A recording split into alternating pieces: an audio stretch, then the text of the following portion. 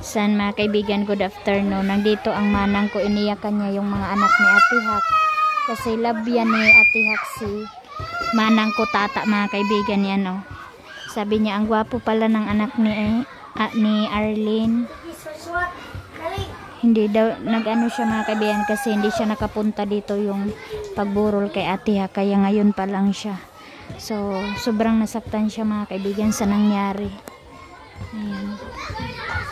Dito siya ngayon sa bahay, and yung ano mga kaibigan, yung naiyakan niya is nagparamdam si Ate Hak sa kanya nung mga pagkapatay niya. Pagkabukas mga kaibigan, pinuntahan daw siya mga kaibigan. Sabi daw ni Ate Hak na punta ka doon kay mama, sabihin mo na mayroon akong damit doon na pula, na mayroong halaman or bulaklak, anuhin mo unsaon gali na unsa imo niya naisa nila nga pula, ipakuha sa imo. Ayun, ipakuha daw sa kay manang yung pulang damit doon kay mama. So ayun, nagparamdam sa kanya. Yun lang daw mga kaibigan. So naano si manang kung bakit ganun yung sinabi ni Ate Hak. So naano sila kasi malayo sila mga kaibigan, kaya hindi sila naka-attend sa amin sa paglamay kay Ate Hak. Pero alam niyo mga kaibigan, sobrang bait nila ni Ate Maninay, ni Ate Hak sa amin. Yeah, ang buong family ko mga kaibigan, love sila. And malaki ang respeto namin sa kanila mga kaibigan kasi mabubuti silang tao, mapagmahal. Lalong-lalo na sa ito naman ang mga kaibigan, close sila. Friends sila. Sweet ra ba na nang? Sweet kayo ay labad. Tiyo. Galing yan si Tiyo mga kaibigan sa baba. Nag-video call kami ni Ate Maninay kanina. Sinabihan niya na pababain ko daw si Tiyo kasi gusto niya tingnan natatakbo, na makita niya masaya. So happy birthday Ate Hak from heaven. Kung saan ka man ngayon, happy birthday. I miss you, and hindi ka na namin makikita, and wala kaming sabi natin Maninay, maghanda daw kami mga kaibigan. So sabi ko kay Dudong Junjun na magbiho na lang kami kasi meron naman kaming bihon. So magbiho na lang kami maya-maya mga kaibigan. So pagpasensyahan nyo na talaga na medyo late talaga po ang upload namin. So mayroon na kaming naasagap mga kaibigan na balita galing followers ko na nagsabi na yung iba daw nag-unsubscribe na kay Ate Maninay. Siguro din sa akin din mga kaibigan kasi late upload din ako kasi nga sinasabi ko talaga sa inyo mga kaibigan na dahil nga sa nangyari dito sa pamilya ni Ate Maninay, hindi niya na trabaho. Sa sobrang dami din niya na vlog, daming update niya. So hindi niya na trabaho mga kaibigan dahil sa kanyang sa busy niya dito sa family, lalong-lalo na yung pagbigay niya ng time kay Ate Hak. Kaya yun mga kaibigan, kung hindi naman kayo na hindi niyo naintindihan or hindi na kayo gusto manood, so okay lang, naintindihan namin kayo, and lalong-lalo na sa Ate Maninay mga kaibigan, naiintindihan kayo ni Ate Maninay kung ayaw nyo na sa kanya. So kasi nga mga kaibigan, simula nung nangyari kay Ate Hak, nalungkot sa Ate Maninay. So wala na siyang gana mag-edit, wala na siyang gana mag-vlog, tapos ang dami pa niyang kailangan i-update, tapos nangyari pa yun kay Ate Hak. And lalong-lalo na mga kaibigan, yung internet, yung kuryente, kasi nga baha yun kaya yung ni Ate Maninay nagtapok ba, nagsapaw-sapaw na yung mga vlog ni Ate Maninay na hindi pa niya na-upload kasi nga sobrang daming kailangan niya i-vlog or i-update, tapos walang internet, tapos walang kuryente nun, kaya nagkaganon mga kaibigan. So ako nga mga kaibigan, sobrang late upload po, and sorry sa mga followers namin ni Ate Maninay na sobrang tagal nyo mapanood, pero nandyan pa rin kayo, yung nanonood pa rin sa amin. Maraming salamat. Kahit late upload, nandyan pa rin kayo mga kaibigan na tinutulungan nyo kami. Salamat sa inyong panonood, sa sakripisyo ninyo mga kaibigan. Kaya yun po ang masasabi ko sa followers ni Ate Maninay and sa akin din, pagpasensyahan nyo na, and lalong-lalo na din mga kaibigan na sinasabi nyo na bakit wala akong upload masyado, kasi nga mga kaibigan, yung vlog ko at sa Ate Manay parang ganun lang, magkasabay lang mga kaibigan, kaya mas nirespeto ko naman din mga kaibigan na hindi ko pwedeng pangunahan si Ate Maninay sa kanyang update. Minsan nga ako na yung nauna, kaya yung kailangan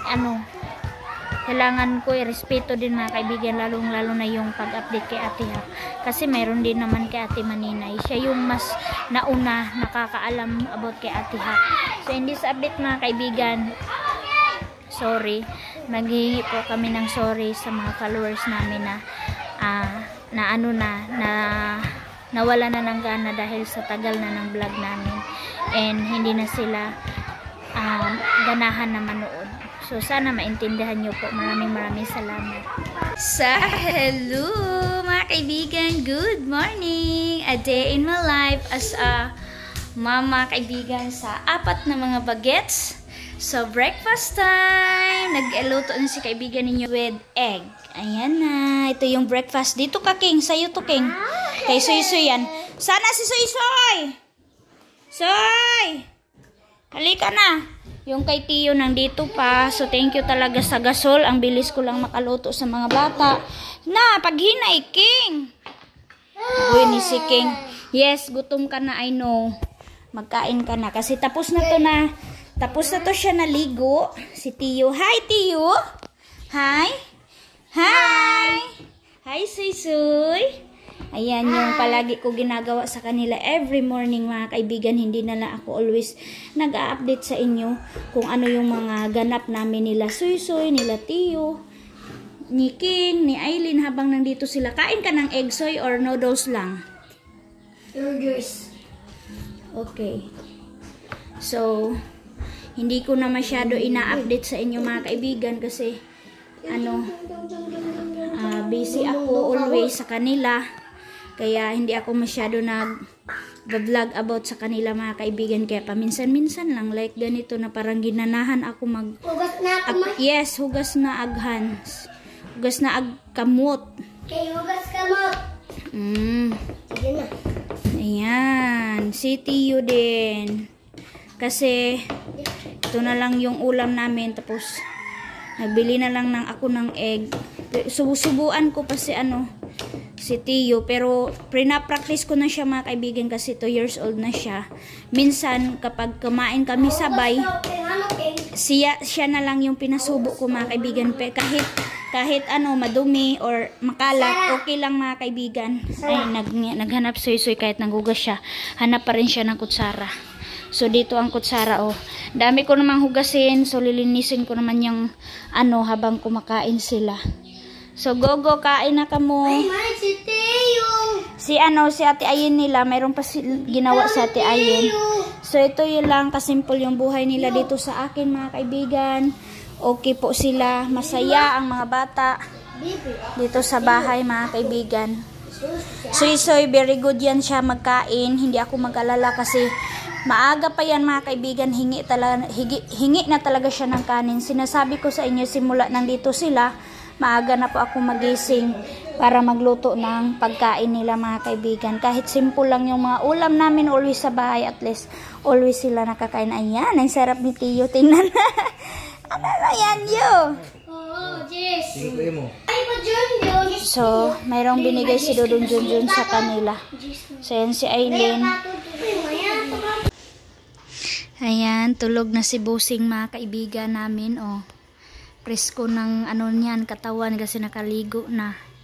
So, ito yung update sa bahay mga kaibigan. Wala pa rin kaibahan, same pa rin. Medyo matagal-tagal na wala akong na-update sa inyo na nagpapanday ako kasi simula nung pagkaano ni Ate Hak, and then binayaran ko muna yung hardware para kunti na lang yung utang ko mga kaibigan para hindi ako mabigatan pagbayad. Kaya inuna ko muna pagbayad yung mga utang sa labas-labas, and then sa ngayon naman siguro back to Papanday tayo sa bahay. Kasi sa next month, focus na naman tayo kay baby. So ipapauna ko talaga mga kaibigan yung CR. So nagmap si Dudong Junjun ninyo. Galing yan doon sa sa Laya. Napakainit mga kaibigan, no. Kasi busy na yan sila sa kanilang update sa voting mga kaibigan sa mayor. San mga kaibigan, meron tayong new pasabog kay Soy. Napaka-spoiled yan ng mga bata sa dalawang neighbors. Ayan. Pati yung pastor namin mga kaibigan, napagawa na ng laruan nila. Si Aileen, si King. Oo, kasi lalaki sila eh. Pero nanood si King and si Kwi. Ayan, si pastor na mga kaibigan gumawa. Siguro espada yan. Espada na bamboo. Yan, ang ganda ng garden nila pastor mga kaibigan. Oh.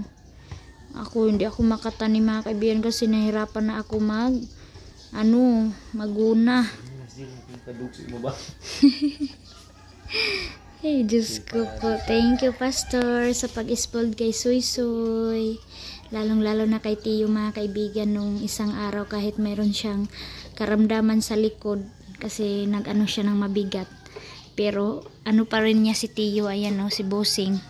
Naghagwa pa rin siya kay Tiyo, mga kaibigan.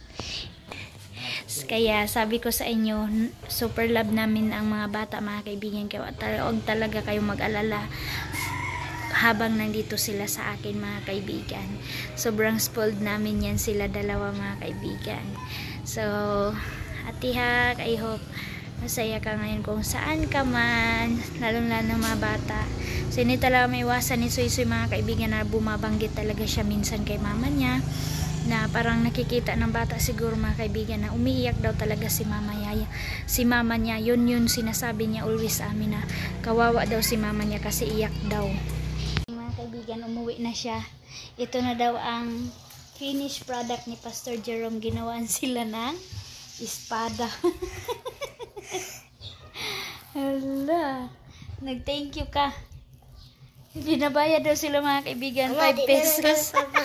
Para may bayad. Joke lang naman yun ni Pastor. Ama, pakantaon na lang kami para may bayad. Pakanta kami. Paluno na niya sa school. Gani, abis na. Ibutang na ito, ibalik. Ginoo ko. Si Soy na lang, mga kaibigan, hindi nakauwi dito sa bahay. Kaka-enjoy talaga, mga bata. Sino?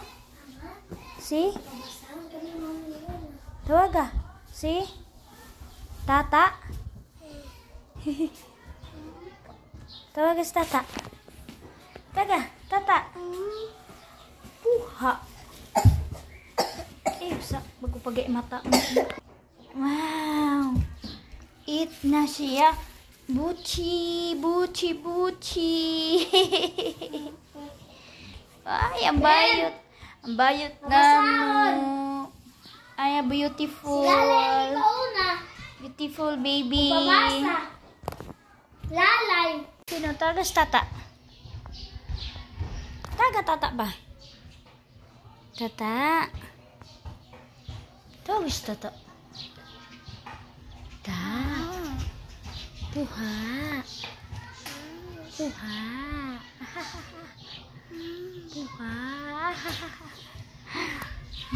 Mga kaibigan, umuwi na ang mga bagets. So si Tiyo gumising na. Tinirahan siya ni Aileen ng snack namin na butsi. Ayan, kumain na. So, be, patingin, Soy. Wow! Panday. Panday. Panday, pandaot. Picture sa mo ni King. Hello mga kaibigan, good evening.